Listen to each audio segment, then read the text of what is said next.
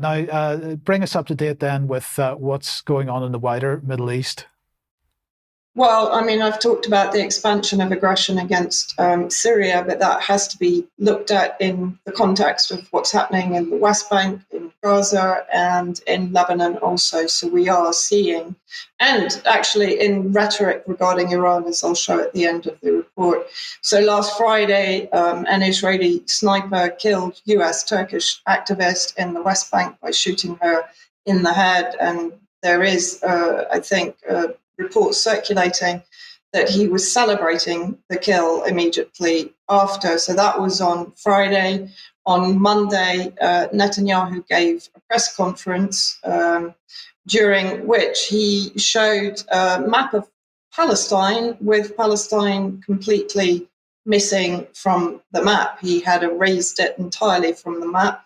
Let's see what Mathew Miller, the US State Department spokesperson, said in response to a question about this basic disappearance of Palestine from the map of Palestine. One last final question. Yesterday, Netanyahu showed a map when he talked about the Philadelphia corridor. It has no West Bank, it has nothing on it. Is this kind of normal that he shows a map with just Israel on it? There's no Palestinian existence? I'm not going to comment on the... I'm just saying, is that normal for you? So I'm not going to comment on the Prime Minister's press conference. We have been quite clear about our position when it comes to Gaza, when it comes to the West Bank, when it comes ultimately to a two-state solution. Yeah. Thank you. No comment. But I mean, this is quite extraordinary. Would he be quite so mealy-mouthed if this was regarding Ukraine and Russia, for example? Then followed by Netanyahu actually doubling down with the map of Israel. It goes from the river is right here, that's the Jordan River, to the sea, the Mediterranean Sea. So when Hamas is talking about liberating Palestine from the river to the sea, basically what they're saying is destroying Israel. That comes after he has effectively erased Palestine from the map. Then let's have a look at what's been happening in Gaza, just ongoing genocide, appalling massacres. Of course, the majority of victims are children again. Israeli massacre in Jabalia camp, another one of the heavily congested refugee camps where people have been gathering after being displaced from other areas of Gaza. After the Khan Younis massacre, which was one of the worst, again, that we've seen. So let's have a look at the details on that. The shelling of Mawazi, Khan Younis. Mawazi, of course, was one of the primary safe areas that Israel persuaded people to go to when they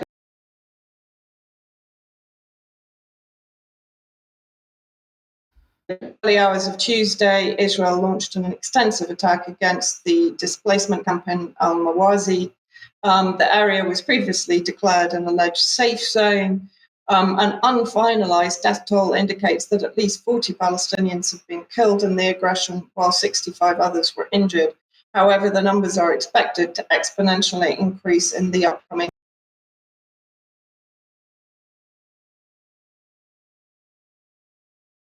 pound bombs dropped by the IOF. Entire families have been wiped out while others completely disappeared in the sand. So let's just have a look at a video which shows the craters left behind by these 2,000-pound bombs. كبير في هذا المكان، حفرة عميقة لا توصف في هذا المكان جراء استهدافها بأكثر من 5 صواريخ. عملية الإنقاذ والبحث ما زالت مستمرة رغم وعورة المكان.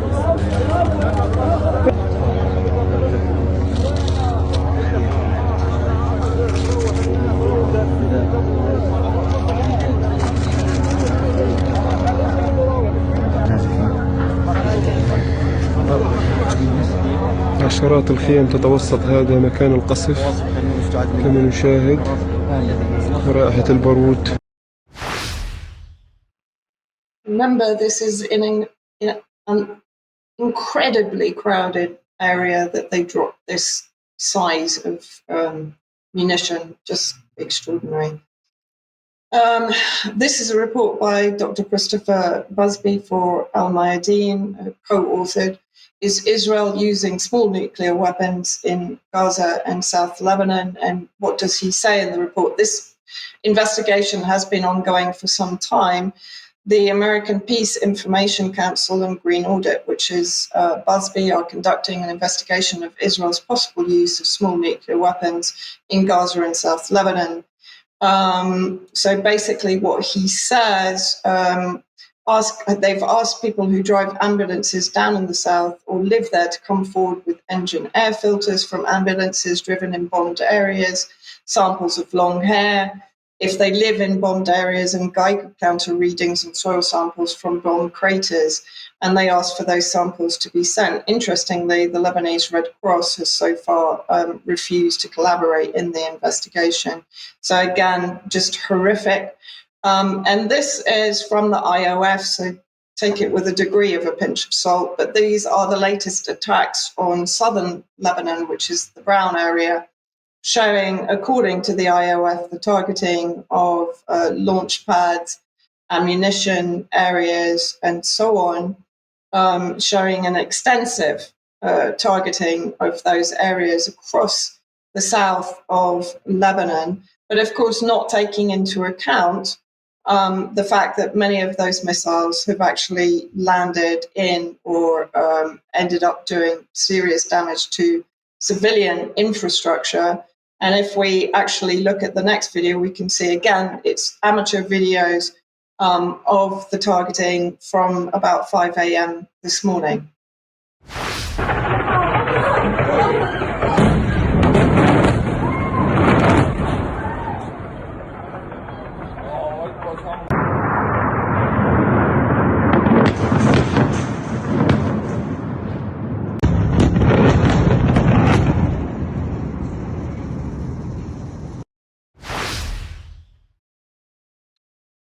And I mentioned Iran also.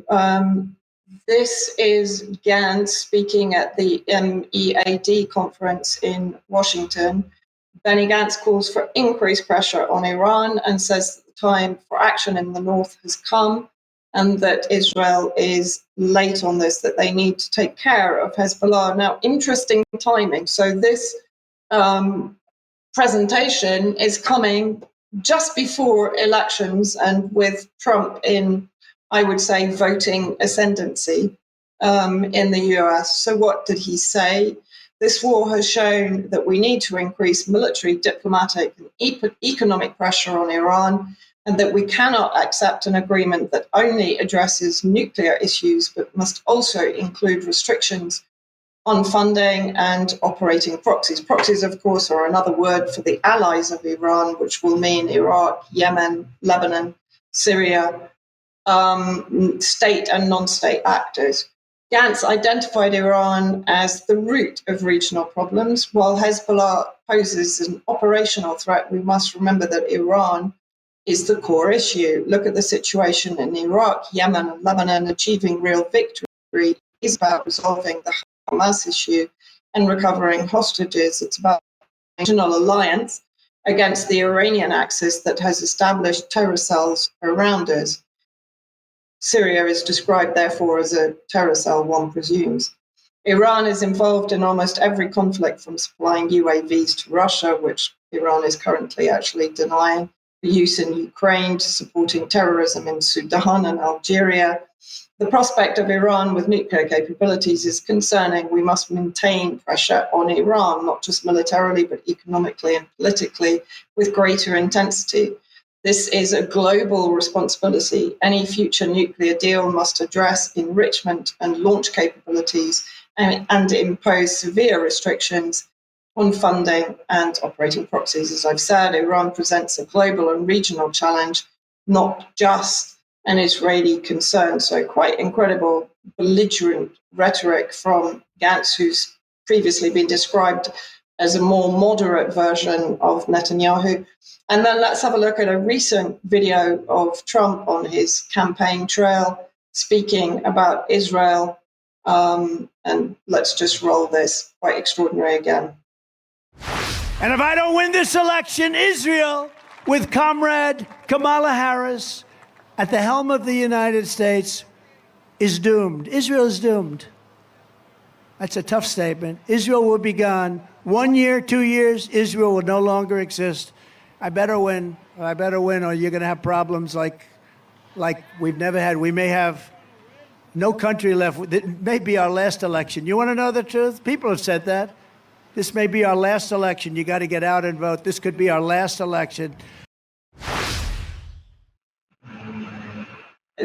I mean, honestly, US elections are, I don't know, off the scale pantomime at the moment. Yes, Vanessa, it did put a smile on my face. Any allegations that Iran is supporting terrorism in Sudan and Algeria? I think Britain is a much more likely candidate for that. But anyway, thank you for that.